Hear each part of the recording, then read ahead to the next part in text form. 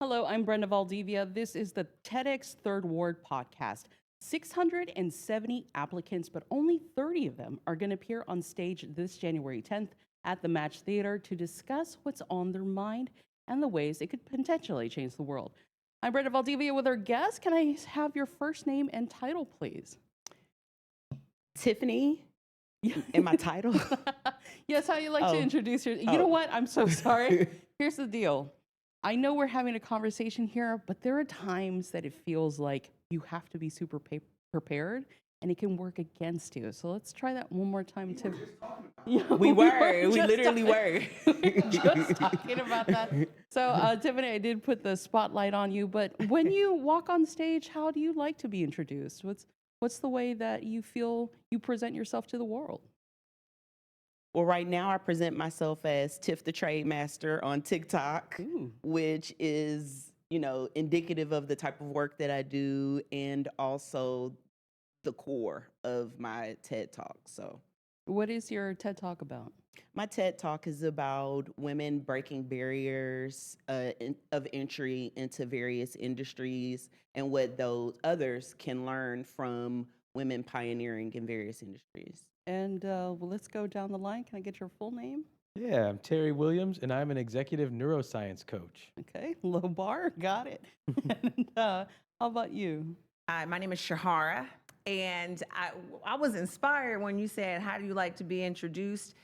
Typically, it is to Cash Money Records taking over for the 99 and the 2000, so. The greatest intro of all time. And so I love when that's on. Now, I know Ted not gonna let me, it's probably some licensing stuff going on, but if I had the opportunity, there would be a drop happening on stage. Yep. But I am a keynote speaker, communication coach, and MC. Okay, so we find ourselves in new rooms all the time and with new titles following us, neuro speaker, a motivational speaker, confidence speaker. A lot of these deal with fears of the unknown, fear of other people, fear of new adventures. How do we tackle that fear, or do we just learn to live in it? Let's go with you. I think that there's a component of it that you're always evolving through fear. I'm not going to put nothing on somebody else's story because you might have got through all your fears and you don't have none left. But for somebody like me, I still have fears. And I know that we talk about courage, and courage is doing it despite the fear. But I find that you build a muscle, and that where you feel fear, you start to figure out and learn how you best navigate through it. How you recognize the fear, how you determine what the source of that fear is, how you prepare yourself to do it despite the fear. And with confidence, we're expecting to feel confident during and throughout the fear, but that's a false expectation. So if you want to feel confident in doing it, then you're probably not going to have it all the time. I believe that confidence is a byproduct of actually completing and actually doing. So for fear, you might feel it. I still feel it. But you have to understand yourself well enough in a way for you to figure out how you can best navigate through it. Now, Terry, you deal with neurosciences. What happens in the brain when you confront these fears and when you take on new challenges? Sure. So let's first talk about what happens when you're feeling fear. Your amygdala, a brain region right above the ears, the emotional epicenter of the brain, is saying, oh no, alarm signals, anxiety, something terrible is about to happen. We begin to worry. This worry turns into fear. Fun fact though, there was this research project at Stanford. It showed that 86% of what we worry about never actually happens. Then among the people who can say what I worried about and feared did happen to me, 86% of those people would say, it actually, in hindsight, was really good for me and I'm grateful because I learned something, right? The amygdala doesn't process any of that. The amygdala just says doom and gloom, worry, fear, anxiety, shame, right? Doubt, all the negative emotions you could think of, they're happening in the amygdala. But there's the prefrontal cortex. It's right above our eyebrows, in our forehead. This brain region is like the CEO of the brain. It's the logical epicenter of the brain. This is where we make big decisions. It's where we weigh the cost of our decisions. It's where we decide ultimately, you know what? Even though I feel some fear and I'm absorbing some risk, I'm deciding to move forward. Now, what happens in the brain when you move toward fear is those alarm systems literally quiet down. The brain begins to say, you know what, this human I'm serving has chosen this, so I feel a bit more safe here. It regulates the nervous system. your muscles become more elastic, your mind becomes more focused and less fearful, and your body is ready to take action and move forward. No, I was fortunate enough to speak to William Shatner, of all people, Wow. in 2025. And at age 90, he decided to start learning about physics and start exploring the planet. He went to the Antarctic and he works a lot with the environment. That's, of course, like a great age. But one thing he brought up was that it is a muscle, that the more you read, the smarter he began to feel. Yeah. Now, a lot of us are taught from a young age to feel shame, to feel fear, to not feel confident because maybe we're being too loud or too colorful, or maybe we're sharing an opinion that's not, publicly accepted. You deal with a lot of women who often deal with those feelings. And how do you tell them to grow past that?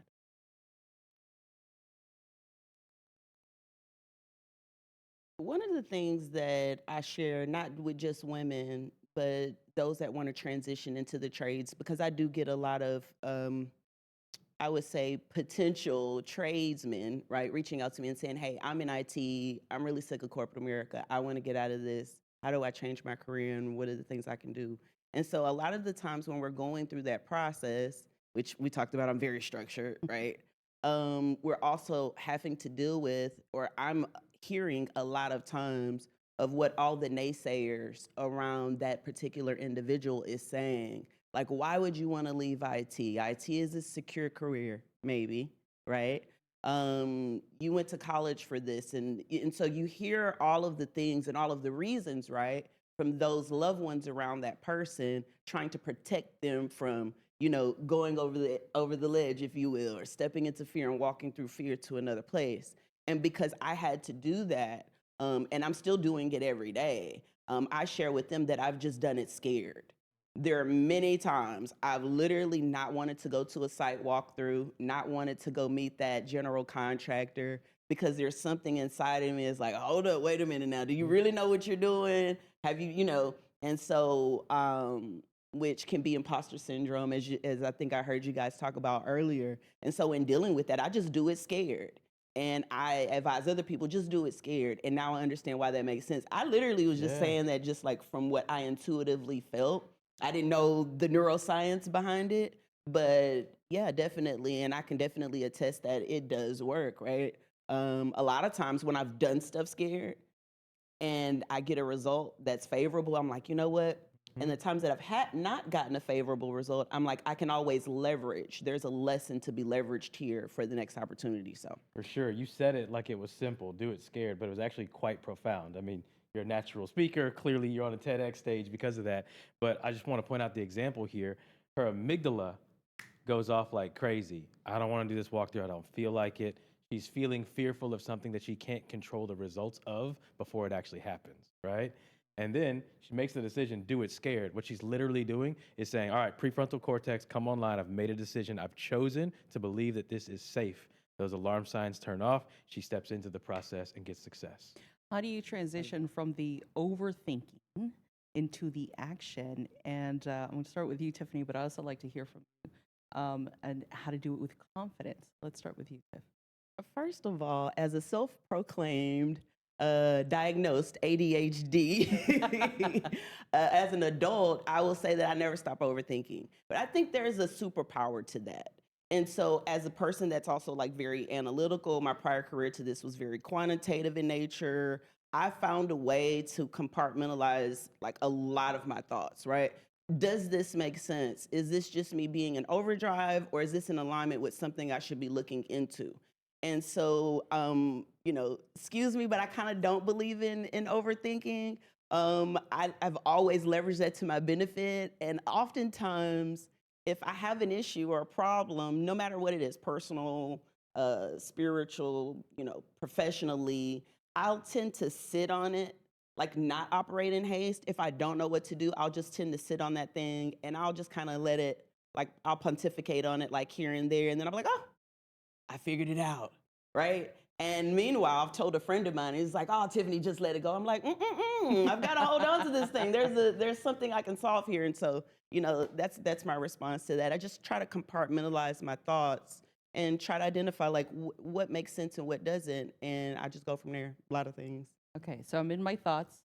I enter the room that I'm terrified to enter the space I'm terrified to enter in. But I still want to exude confidence because I don't want people to know how scared I am potentially. What is the first thought they should carry with them as they enter that room? Conviction. And for me, I have, if I got like $1, I'm not gonna say a dime, I want more, but if I got $1 for every time somebody said, I just want to feel more confident, I just want to feel more confident. Like I said, I believe that confidence is a byproduct of doing the thing that you're not confident about. So you can't always enter with confidence. But one thing that I know that has been a testament for me and that I've seen from people who show up, like the people I share this couch with, including probably you, is there is a conviction, there is a calling, there is something that is pulling you, drawing you forward, and it does not let up. It constantly puts and eats at you, and then you just keep showing up for it. So I always say, what's the thing that keeps calling you to show up for it? And connect to it. If it's not going to let you go, you might as well just show up for it anyways. And that might not include the confidence. But if you do it, you'll start to build that confidence thereafter. Now, we live in a life, in a country rather, that the higher you get, the less likely you're going to get it. After all, there's over 600 people applied to be TEDx Third Ward, and yet only 30 or so people got in. So what do you tell the folks who have that great story, have that great idea, but they just didn't make it in this round? What should they expect to learn from this? Great question. I was talking to somebody who I thought would have been selected just based on the power of their story. And I was encouraging them, please apply again, because it could have just so easily been your time here. And maybe that wasn't the case, but next time could be your time. And your story is worth telling. And so I want to share that with anybody who's considering applying in the future as well. Believe with conviction that your story is worth telling. I love that you use that word conviction, that passion that grips you, where motivation would be a push in the back, go do it. Inspiration is that thing that pulls you forward from within. It's like, I was meant to do this. Who are the people who gave you that sense of pushing forward? For me, my grandfather, and he's who I've dedicated my TEDx talk to, Edmund Maurice Guidry. This man was so brilliant. He didn't go to high school. He jumped from 8th grade to Morehouse College. 2 years prior to desegregation, like everything in the system was against him doing what he wanted to do, and he did it scared. Yep. And he said, you know what? I'm going for it.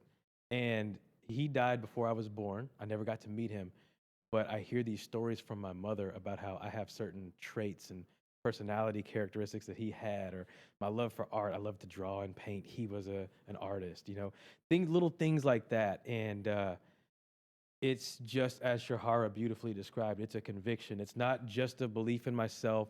It's not this faux confidence that's really shrouded in cockiness, thinking I'm better than anybody. It is this belief like, man, if Edmund Maurice Guidry were still here, the world would look different.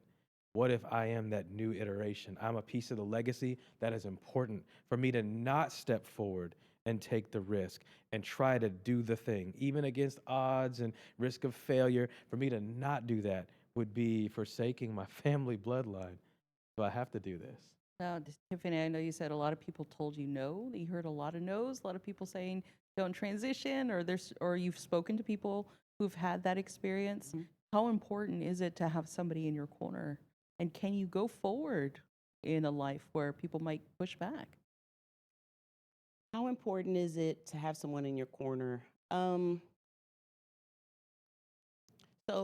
the way that I operate and move in my life is much like everything that I need is within me. I move like that. I've probably moved like that for much of my adult life. Like I'm just going within all of the time. Some people have, rituals or habits where they go outside of themselves. I just try to ground myself and go within because I feel like all the answers are within, and that's my ideology. With that ideology, I've had to learn how to be patient and not knowing the answer right away. I've had to give myself grace for not having all the right answers. And because I'm such a strategist, I've learned how to mitigate risk a lot and strategize a lot, right? It's kind of like my professional and personal life are actually one. Like my professional self and personal self are very much the same. The way that I operate and move professionally is kind of the way I move personally. And so, my advice to those that may get stuck in that process, and we talked about it earlier about like continuing to move forward. I think it's very important, like to remember this, and it's like a quote remembered obviously from a child. And it's like haste makes waste, right? It's like just stop and slow down for a moment. I think just stopping, slowing down for a moment really brings a lot of clarity. Sometimes, like, there's a lot of noise all around us all the time. And so, with that being said, going within doesn't necessarily mean that you've got to have somebody sitting in your corner. You are the corner. And yeah, that's how I roll. And and because and it's probably because I've experienced quite a bit of no, you can't do it, betrayal, like in a couple of my circles and things like that. And I just learned to just have a level of resilience all on my own. Yeah. And I think that takes though going through like various like trials within your journey, because you're being groomed all of the time, right? They say like you go from level to level, and I think at each level that you rise to professionally, personally, spiritually, I think that you'll be met with a different version of those lessons that need to be learned at the next level, and you've got to continue to be pruned and hone those spiritual gifts so you can know how to navigate. So that's how I move. Now, for some people, exuding confidence and taking everything that they believe in themselves, there's this fear of meeting the obnoxious car salesman like over the top, too confident personality. How do you make sure that the person you present to the world is authentic and still confident while living in that fear? Is conviction the key to all that? It might be the key for you, and I think that it's valuable to hear varied perspectives. Everybody got their sauce. You got your own motion in your ocean, and sometimes you need to figure out, do I pull it from this person or that person? But if you are sitting in a space and you're wanting to grow that confidence, as you asked, how do you maybe prevent yourself from becoming too car salesy or too overly confident? If you're questioning yourself as to whether or not you're overly confident, then you're probably not confident. Because people who are overly confident, they ain't questioning that. So there's probably still room for you to grow. If you're still wondering if I'm doing too much, you're probably not doing enough. Most people who do too much, they're not even thinking about that. So find a way, like Tiffani said, the intrinsic science man. I know you got me on this one. Isn't it intrinsic versus extrinsic motivation? Yes. Why don't you pick that up? Yeah, at a very simple level, what each of you have said is just so true. At the level of the neuron, the most basic, tiny piece of human thought or electrical impulse in the brain, anything that is extrinsic can be very beneficial, but anything that is intrinsic is infinitely more valuable. So if I was told by mom and dad, hey, you should grow up and be a speaker, I might choose to be a speaker, but I also, by the rebellious human nature, be like, I want to be anything but that. Mom and dad, I know what I'm doing, right? But if there's something inside of me that says, you know what? I have this interest. I can't walk away from it. Something pulls me toward it. I'm in love with it. I have to have it. I can't imagine my life without it. Lo and behold, I'm going to grow up and do it. So we have to wrap up. If we can just have you say your full name and why they should see your TEDx talk coming up. Let's start with you. My name is Shahara, and I'm going to kick it to Tiffani. You have to listen to yourself. You have to ask, what might be what I need in this moment? I'm not going to convince you whether you need to come see me or see Terry or see Tiffani or whomever else. I suggest that you be in the building, but in that seat, ask yourself, what is it that I need in this moment? And when you listen for it, or if you have to decide which time you're going to show up, ask yourself first, what is it that I need most in this moment to be the person I envision myself to be, to help me overcome the challenges I'm challenged with right now, and let your inner voice, let your spirit, let your gut, let something, even if the cat walked by, and then that's the talk that you go to, show up for that. Because when it's about ideas worth spreading, ideas worth sharing, it's about the impact. So as long as you show up for something that you feel called to, then that's the talk that you need to be at. If it so happens to be mine, then I'll see you there. Let's go with you, Tiffany. Earlier this year for the inaugural TEDx Third Ward, I listened to every single speaker. At the end of the TEDx, I felt like I needed to pay tithes to like every single TEDx speaker there, okay? Because they definitely brought us and took us to church, if you know what I mean by that. And so highly motivated when I left, to the point of tears. I remember Gina Carroll, who turns out to be our mentor in for Group E, and I remember her talking about the importance of telling your story, right? And that stuck with me because, you know, much like some other folks in the room, it's time to write the book, right? And so I think if you want to go to the next level in your life, spiritually, mentally, physically, and, you know, I'm not just one-dimensional, we're not one-dimensional, so I mentioned them all. You want to come to the TEDx event on January the 10th. January 10th, right? Yes.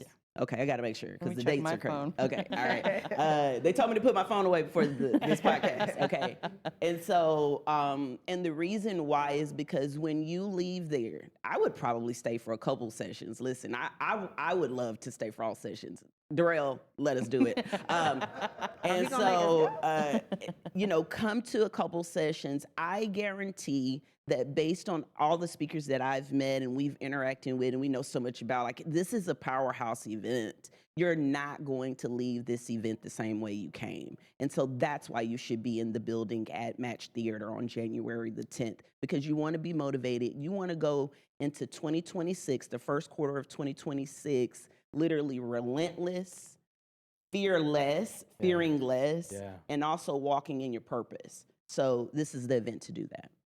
Terry? What about you? Yeah, I'm Terry Williams, executive neuroscience coach, and my talk is going to be all about work-life rhythm. Notice I didn't say work-life balance. I believe that to be a myth. We're talking work-life rhythm, being fully present to the people and the purpose you're attending to in a moment without lacking the aptitude to handle the other moments and outside factors. I think it's going to be beautiful. And I'm not a me person, I'm a we person. I say come to TEDx Third Ward on January 10th because of these incredible humans, these bone-chilling stories, this groundbreaking research that's going to be shared. There are some really big ideas that are going to change the world, and if you are in the room, they will change your life. I've been so moved by the talks I've heard out of other people that if I were not to be selected to be on this red dot, I would be in the audience supporting them. You got to be in the room January 10th for TEDx Third Ward. All right, thank you so much for joining us. I'm Brenda Valdivia. This is TEDx Third Ward Podcast.